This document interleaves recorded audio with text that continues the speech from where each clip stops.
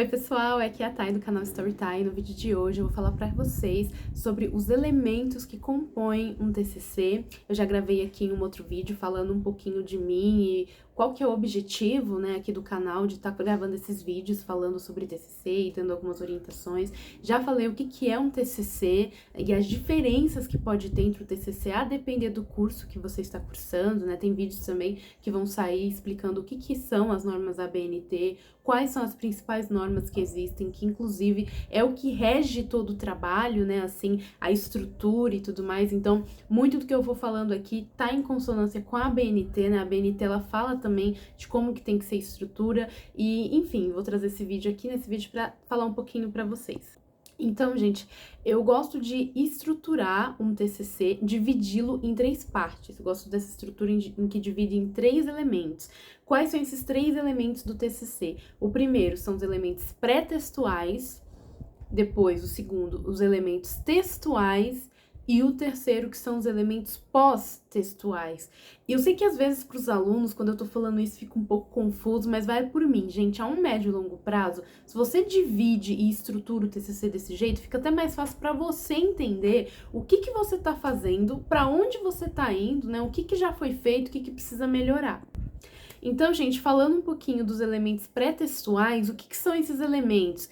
É tudo aquilo que vem antes do trabalho, né, o trabalho propriamente dito. Então, a gente está falando de capa, de folha de rosto, de epígrafe, agradecimento, dedicatória, lista de tabela, lista de figura, sumário. Então, tudo isso são os elementos pré-textuais. Aí você fala, nossa, mas eu não posso fazer só uma página ou duas para sintetizar tudo isso? E não, você não pode, porque cada um dos elementos que estão dentro do pré-textual, né, tudo isso que eu falei, de capa, de epígrafe, cada um desses itens tem que estar em uma página separada. Inclusive, né, às vezes os alunos falam, nossa, mas sobrou um monte de espaço aqui na folha.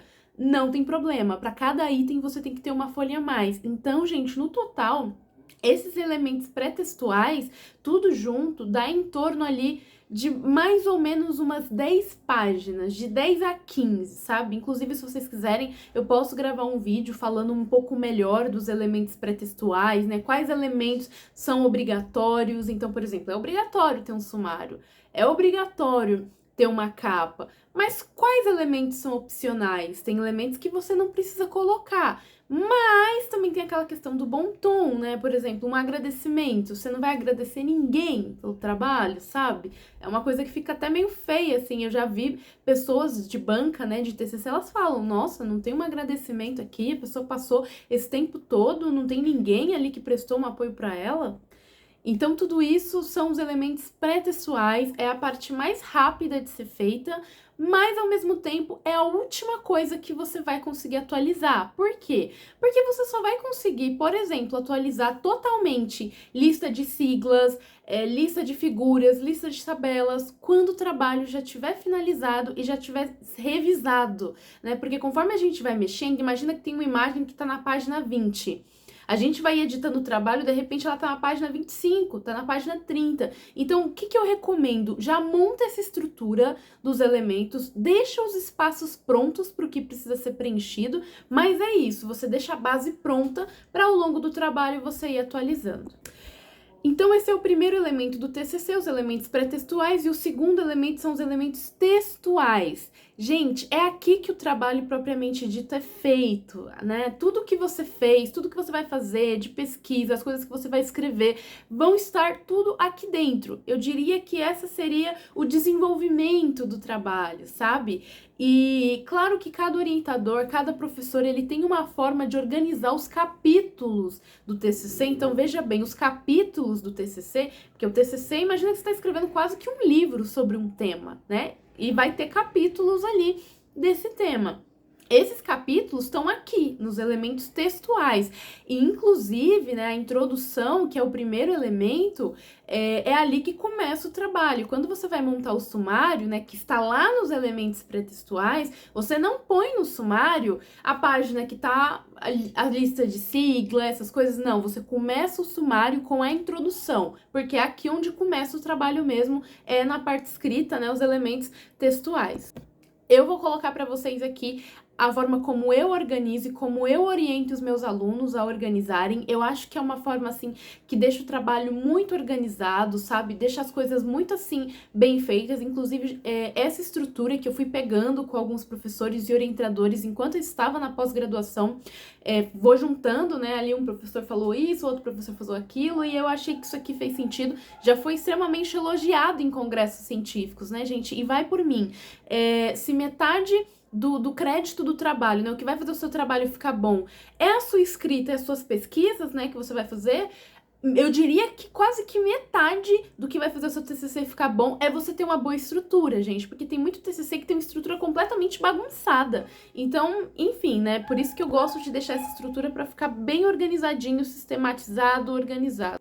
Então, dentro dos elementos textuais, o primeiro capítulo que eu coloco é a introdução, né? Onde eu vou começar a introduzir o assunto, o tema, vou falar dos objetivos, vou falar de várias coisas. E, inclusive, gente, uma coisa também que eu oriento os alunos, não começa a escrever a introdução de uma vez, sabe? Eu acho que para você começar um trabalho de TCC, você tem que antes fazer um projeto de pesquisa. E eu vou gravar um vídeo aqui no canal falando sobre isso, né? Do que é esse projeto. Você começa fazendo esse projeto, ele tem várias partes. Depois, quando esse projeto estiver pronto, bem escrito e feito, você junta tudo isso em um texto. Esse texto basicamente é a sua introdução, né? Por isso que eu falo, fica mais fácil fazer a introdução quando você já tem um projeto. Você vai pegando as partes que você montou, junta tudo em um texto, revisa bonitinho e tudo mais. E óbvio, gente, que isso vai sofrendo alterações, porque em quase todo o trabalho, em algum momento, você vai mudar alguma coisa, né? Não vai mudar tanto, a gente espera, né? Mas você vai mudar coisas. Então é normal depois você sentar, revisar a introdução, ver que precisa melhorar algumas coisas, né?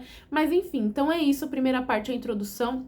A segunda é o referencial teórico. O que é esse referencial teórico, gente? Quando a gente vai escrever um TCC, a gente tem que contextualizar esse tema. Da onde veio esse tema? Como que surgiu? Como é que foi a evolução disso? Qual é o significado dos principais termos? Né? Então, por exemplo, se eu tô falando sobre etarismo, ok, o que é etarismo? Da onde surgiu essa palavra? Qual que é o impacto disso, né, nas empresas? O que eu tô querendo falar? Então essa é a parte onde você tem que ter lido muito sobre o assunto para você escrever com as suas palavras, né? E por que você tem que ler bastante? Porque você não pode tirar da sua cabeça. É um TCC, então você tem que consultar muitas fontes. Então esse segundo capítulo é basicamente isso. Eu vou ter subcapítulos ali dentro, que eu vou organizar bonitinho, posso gravar vídeos detalhando um pouco mais, né? Mas é isso, tudo que existe sobre o assunto, que é relevante para o meu trabalho, eu vou deixar tudo aqui. A terceira parte é a metodologia, o método. Aqui é onde você vai fazer a coleta de dados. Gente, lembrando mais uma vez que essa é uma estrutura que eu uso, tá? Tem vários outros tipos de estrutura, enfim, a depender do objetivo da pesquisa. Aqui no método, que é o terceiro capítulo, é onde eu vou coletar os meus dados, né? Então, no referencial teórico, eu coletei dado de outros autores. É o que eu vi em livros, é o que eu vi em artigos. Agora, eu vou fazer o quê? Eu posso fazer pesquisas com pessoas, eu vou entrevistar pessoas, eu vou fazer um formulário, vou fazer alguma coisa. Então, aqui são os meus dados, eu coletei esses dados, sabe? Eu entrevistei as pessoas, eu falei com as pessoas, eu visitei um local, eu observei as coisas. E aqui eu vou ter que dizer um pouco desse método, né? É um método qualitativo ou quantitativo? É quali-quant, que mistura os dois, né? E dentro desses métodos tem várias coisas, tem experimento, tem entrevista, tem observação, enfim, tem várias coisas. Então eu vou detalhar, né, o que eu tô usando, do que eu tô fazendo e como eu estou fazendo. Então, por exemplo, se eu entrevistei uma pessoa, como é que foi feita essa entrevista? Aonde ela foi realizada? Foi presencialmente? Foi online? Que perguntas foram feitas? E quais foram as respostas que me trouxeram, né? É muito comum em várias pesquisas, né, você ter Google Forms, né, as pessoas fazem no Google ou no Microsoft um formulário e pegam os resultados e transformam em gráficos. Onde é que eu jogo esses gráficos? Vai tudo aqui nessa parte de método. A quarta parte é o que eu chamo de discussão geral. O que é essa discussão geral? eu falar de um modo geral sobre os dados que eu coletei e o que eu vi na literatura. Então lembra que no referencial teórico eu consultei várias fontes que já existem? E no método eu fui lá e eu mesmo coletei algum dado? Então eu vou juntar tudo isso. A que conclusão que a gente chega, né? Então qual que é a importância dessa pesquisa? Quais são os principais resultados? O que esses principais resultados significam, né? Para fechar com a conclusão, que é o quinto, e a conclusão bem pequena, uma coisa de meia página, no máximo uma página, só para fechar o trabalho. Tem gente que mistura a discussão geral com a conclusão para fechar. Eu particularmente prefiro separar, inclusive vários artigos internacionais fazem isso, sabe? Então eu me acostumei com essa estrutura. Então, tudo isso, gente, é os elementos textuais, que é o que leva mais tempo, você vai levar meses, o trabalho inteiro quase que tá ali. Os elementos pós-textuais, é o terceiro elemento aqui do nosso trabalho, ali vai as referências, né, que são os lugares onde você consultou as informações, ali tem anexos, ali tem apêndices, mas é basicamente isso, são essas informações principais que não estão ali no trabalho. Bom, gente, esses são os elementos, então, de um TCC. Nos próximos vídeos eu vou detalhar um pouquinho melhor, né, o que tem cada um. Espero que vocês tenham gostado do vídeo. Qualquer dúvida ou pergunta, deixa aí nos comentários.